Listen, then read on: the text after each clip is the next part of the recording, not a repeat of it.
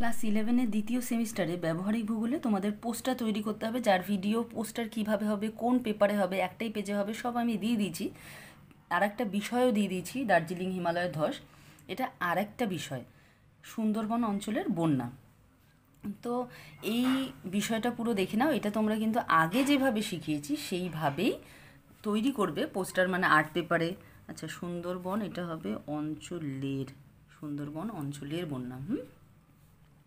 তো এইভাবে ভূমিকা হিসেবে লিখবে। আগের যে বড় পেপারে যেভাবে শিখেছো, আমি কিন্তু বারবার বলছি সেই হিসেবেই তৈরি করতে হবে। পরীক্ষার সময় তো লেখা পরীক্ষায় এটা আসবে না, তোমাদের বড় একটা পেপারে চার্ট তৈরি করতে হবে। বিষয়টা আমি দিয়ে দিচ্ছি, এটা এরকম দেখে তোমরা ওই বড় পেপারে লিখবে, যেটা আমি আগের ভিডিওতেই দিয়ে দিচ্ছি, যার লিঙ্ক তোমরা ডিসক্রিপশানে অবশ্যই পেয়ে যাবে।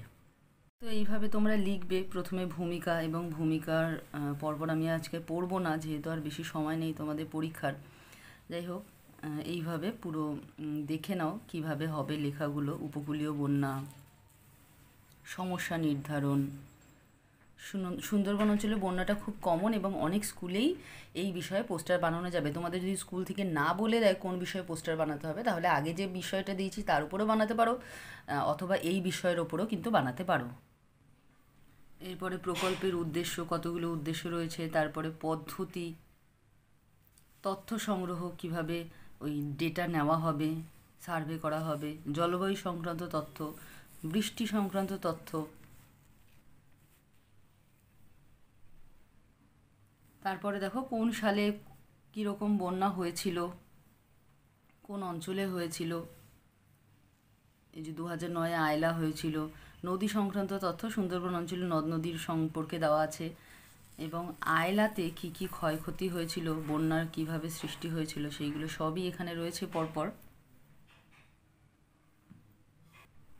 এখানে ছবি লাগাবে সুন্দরবন অঞ্চলের বন্যার।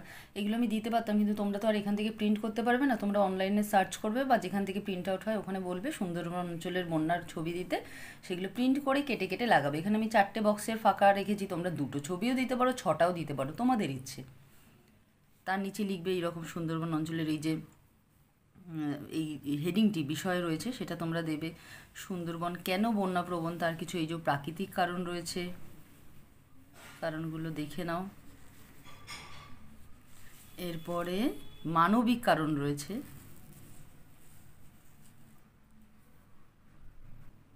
তাহলে এই পর্যন্ত লিখলেই হবে সুন্দর করে। তোমরা আর্ট পেপার বা চার্ট পেপারে লিখবে, কালারফুল আর্ট পেপার বা চার্ট পেপারে বানাবে পোস্টার। হয়ে গেছে লেখাটা দেখানো। এবার শোনো, পোস্টার কিন্তু তোমরা শুধু লিখে দেবে দেখে দেখে তা নয়, একটু পড়ে যাবে, কারণ পোস্টার উপস্থাপন প্রেজেন্ট করতে দিতে বলা হতে পারে স্কুল থেকে। তো তখন যদি কিছুই না পারো, একটু অসুবিধে হবে, একটু পড়ে নেবে, তাহলে এই পোস্টারে কি লেখা আছে যাতে প্রয়োজন হলে বলতে পারো। তাহলে এই হলো সুন্দরবন অঞ্চলের বন্যার পোস্টার।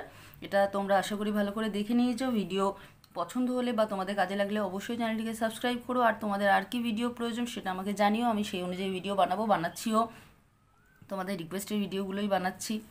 তাহলে আজকের জন্য এখানেই শেষ করছি। খুব তাড়াতাড়ি তোমাদের প্রয়োজনীয় আরও অনেক ভিডিও নিয়ে আসতে চলেছি।